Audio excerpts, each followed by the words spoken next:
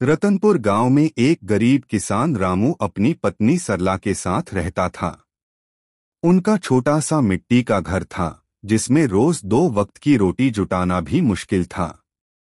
रामू दिन रात मेहनत करता, पर खेत छोटा और मौसम अनिश्चित था। गांव का सबसे अमीर आदमी सेठ हरीलाल बहुत लालची और क्रूर था। वह गरीबों को ऊंचे ब्याज पर कर्ज देता और फिर उनका सब कुछ हड़प लेता।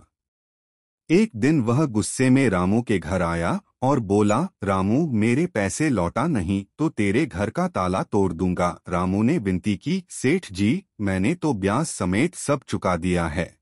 पर सेठ ने उसे धमकाया और चला गया। उसी रात सेठ के मन में एक दुष्ट योजना आई।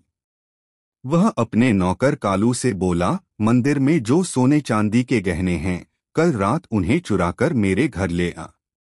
इल्जाम हम रामू पर डाल देंगे, क्योंकि वह रोज मंदिर के रास्ते से जाता है।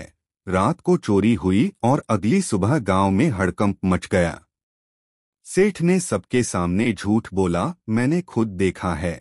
रामू मंदिर के पास घूम रहा था। भीड़ भड़क उठी। किसी ने रामू की बात नहीं मानी। रामू और सरला को गांव से निकाल दिया गया।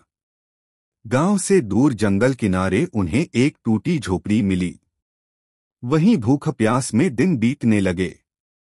एक दिन जंगल में रामू की मुलाकात एक साधु बाबा से हुई। रामू ने रोते हुए पूरी बात सुनाई। बाबा ने कहा, सत्य की शक्ति तेरे साथ है। इस जंगल में एक काली बिल्ली है जिसने असली चोर को देखा है।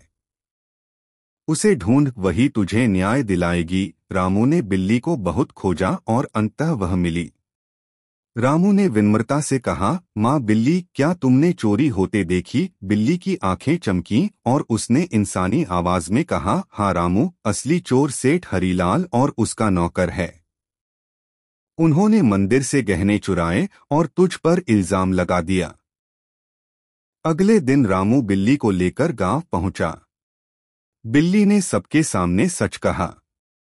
गांव वाले सेठ के घर गए और गहने वहीं मिले। सेठ की चालाकी सामने आ गई। सबने रामू से माफी मांगी और उसे सम्मान के साथ वापस बुलाया।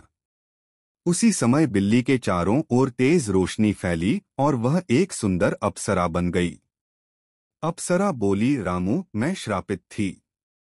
मुझे स्वर्ग लौटने के लिए किसी सच्चे इंसान की मदद करनी थी। तुम्हारी ईमानदारी ने मुझे मुक्ति दी। अब मैं तुम्हें वरदान देती हूँ। जंगल में एक चमत्कारी पेड़ है, उसका फल खाओ। तुम्हारी गरीबी हमेशा के लिए खत्म हो जाएगी। रामू ने श्रद्धा से जाकर उस पेड़ को पाया। पेड़ ने कहा, ईमानदार इंसान ही मेरा फल खा सकता है। रामू ने एक फल खाया और तुरंत ऊर्जा से भर गया। घर लौटते ही उसकी झोपड़ी एक सुंदर महल में बदल गई। खेतों में हरियाली छा गई और जीवन समृद्ध हो गया। रामू ने कभी अहंकार नहीं किया। वह सबकी मदद करता, अनाज बांटता और गांव का सबसे प्रिय व्यक्ति बन गया।